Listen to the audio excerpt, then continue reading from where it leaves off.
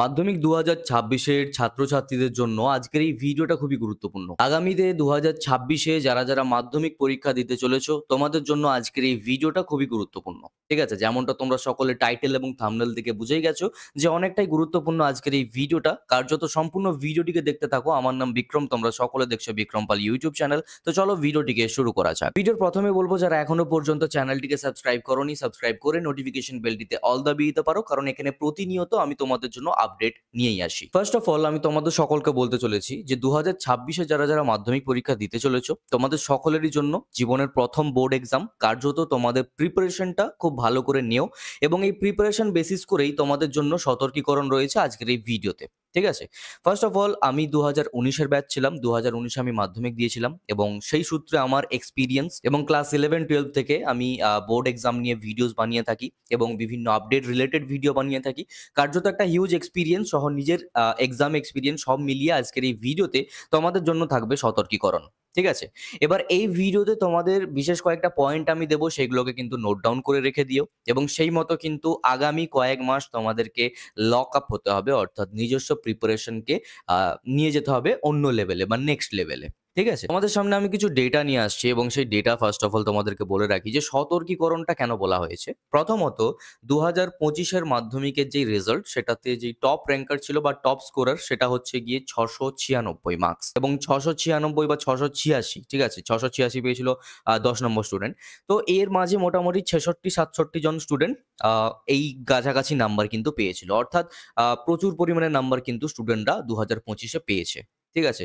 এবং ২০২৫-এ এইরকম একটা বাঞ্চ অফ স্টুডেন্ট গ্রুপ ছিল, যেখানে এই বছর মানে ২০২৫-এর প্রথম আমি দেখলাম যে স্টুডেন্টরা অনেকটা ভয়ে রয়েছে যে আমি সাবজেক্টগুলোতে পাস আদৌ করতে পারবো কিনা। তো সেই সংখ্যক স্টুডেন্টরাও অনেক বেশি ছিল। তাহলে এত বেশি নাম্বার পাওয়া স্টুডেন্টগুলো কিভাবে নাম্বার পেয়েছে? তাদেরকে তো ইচ্ছা করে কখনো নাম্বার দেওয়া হয় না। কারণ তারা তাদের যোগ্যে নাম্বারটা অর্জন করেছে। ঠিক আছে? তো বিষয়টা হচ্ছে গিয়ে এটাই যে এবছর নাম্বার অনেক বেশি পাওয়া গেছে ২০২৫-এ। একইভাবে আমরা বলতে পারি যে হিউজ পরিমাণে স্টুডেন্ট ফেলও করেছে।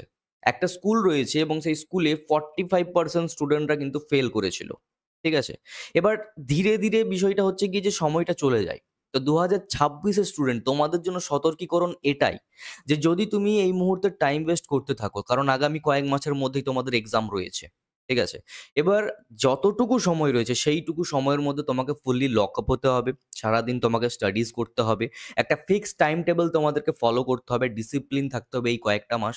ঠিক আছে? যাবতীয় অন্যান্য জিনিসের মধ্যে, অন্যান্য কারিকুলাম, অন্যান্য অ্যাক্টিভিটির মধ্যে তোমরা জড়িত রয়েছো, সেইগুলোকে কিছু মাসের জন্য তোমাদেরকে মুক্ত করে দিতে হবে, ছেড়ে দিতে হবে। ঠিক আছে? না হলে তোমরাও ২০২৫-এর সেই সকল স্টুডেন্টের মধ্যে পড়বে যারা ভয়ে ছিল যে আমরা আদৌ পাস করতে পারবো কিনা। যদি এটা তোমার সাথে না হয়, যদি চাও যে না আমি এতটা রিস্কের মধ্যে থাকতে চাই না, একটা ভালো মার্কস নিয়ে আসতে চাই, তো সতর্কীকরণ এটা যে প্রিপারেশন কিন্তু যদি এখনো পর্যন্ত শুরু না করে থাকো, ইমিডিয়েট শুরু করে দাও, নাহলে অনেকটা কিন্তু দেরি হয়ে যাবে। ঠিক আছে? ২০২৫-এর সেই সকল স্টুডেন্টকে আমার এখনো মনে আছে যারা এখনো ভিডিওস গুলো এভেইলেবল রয়েছে চ্যানেলে। ঠিক আছে? সেই কমেন্ট সেকশন গুলোকে খালি দেখবে। তাদের মধ্যে যে ভয়, যে আতঙ্কটা ছিল, সেটা যদি নিজে না ফিল করতে চাও, দেন ডেফিনিটলি তোমাদেরকে এই মুহূর্ত থেকে সতর্ক হওয়াটা কিন্তু প্রয়োজন রয়েছে এবং প্রিপারেশন শুরু করে দেওয়া উচিত। এবার যেমন ভিডিওর প্রথমে বললাম যে বিশেষ কয়েকটা পয়েন্ট তোমাদেরকে খেয়াল রাখতে হবে। নাম্বার 1 সেটা হচ্ছে গিয়ে একটা ফিক্সড টাইম টেবল তোমাকে করতে হবে। কেউ দিনে ১০ ঘন্টা পড়তে পারে, কেউ দিনে ১৪ ঘন্টা পড়তে পারে, কেউ দিনে আবার ৫ ঘন্টা পড়তে পারে, কেউ দিনে ৭-৮ ঘন্টা পড়তে পারে। ডিপেন্ড করছে তুমি কত ঘন্টা পড়তে পারবে, তোমার মধ্যে কতটা ক্যাপাসিটি রয়েছে। নিজের সব একদম যাকে বলে যে শেষ নিঃশ্বাস পর্যন্ত আমি আজকে পড়াশোনা করব, সেই ক্যাপাসিটি কতদূর পর্যন্ত রয়েছে সেটাকে নিজে দেখো এবং সেই মতো একটা টাইম টেবিল ফিক্স করো। ঠিক আছে? একদম ঘুম থেকে ওঠা থেকে শুরু করে তারপরে কি করব, আজকে কোয়েশ্চেন পেপার সলভ করব নাকি আজকে এই সাবজেক্টের এই চ্যাপ্টার কভার করব, সবকিছুটা একটা টাইম টেবলে তোমাদেরকে মোটামুটি ফিক্স করতে হবে। এবং আজকে রাতে যখন কমপ্লিট হয়ে যাবে সবকিছু, ধরে নাও আজ থেকে তুমি প্রিপারেশন শুরু করেছো এবং রাত্রির বেলাতে যখন তোমার সব প্রিপারেশন শেষ করে যখন তুমি ঘুমোতে যাবে, তার আগে একটা নোট ডাউন তোমাকে করতে হবে যে নেক্সট ডেতে আমি কি কমপ্লিট করব, নেক্সট ডেতে কি আমি পড়াশোনা করব, সে একটা চেক লিস্ট তৈরি করবে এবং প্রত্যেকটা টাস্ক যখন কমপ্লিট হবে একটা করে টিক চিহ্ন দেবে। দেখবে এতে ভেতর থেকে একটা মোটিভেশন পাবে যে চলো আমি এই জিনিসগুলোকে অ্যাটলিস্ট আজকে কমপ্লিট করতে পারলাম। আর হতে পারে যে কোনো একটা দুটো টাস্ক তুমি হয়তোবা কমপ্লিট করতে পারলে না, জোশে গিয়ে বেশি টাস্ক দেবে না, যতটা ক্যাপাসিটি ততটা ক্যাপাসিটির উপরই কাজ করবে। ঠিক আছে? এবং সেই মতো যখন একটা দুটো যদি টিক নাও পড়তে পারে বা সেই দিন হয়তো কমপ্লিট না করতে পারে, তো নিজেকে চ্যালেঞ্জ নাও যে নেক্সট ডেতে এটাকে আমি কভার করবই করব, প্লাস পরের দিনের যে টাস্ক আছে সেগুলো তো করবোই। তো এইভাবে নিজেকে ডিসিপ্লিন করো। তো ফার্স্ট অফ অল যেটা বললাম, নাম্বার 1 টাইম টেবল ফিক্স করো। নাম্বার 2 নেক্সট ডে কি করবে ঘুমানোর আগে সেগুলোকে ফিক্স করবে। নাম্বার 3 সেলফ মোটিভেশন সবসময় রাখবে। আই ডোন্ট নো তুমি বিলিভ করবে কিনা, বাট তুমি যেইটা ভাববে তুমি কিন্তু সেটা অ্যাচিভ করতে পারবে। রাইট? তুমি যদি পজিটিভিটি ভাবতে থাকো যে হ্যাঁ, আমি প্রিপারেশন নিচ্ছি, আমি কমন কোয়েশ্চেন পাবো, আমি ভালো এক্সাম দিতে পারবো এবং আমি এত মার্কস পেতে পারবো। ঠিক আছে? তো ডেফিনিটলি তুমি সেটাকে অ্যাচিভ করতে পারবে। আর যদি তোমার মধ্যে নেগেটিভিটি থাকে যে আজকে আমি এটা করতে পারলাম না, এতটা সময় চলে গেছে, আর মাত্র কয়েক মাস, এবার কি হবে না? দেন তুমি ডেফিনিটলি খারাপ মার্কসই পাবে।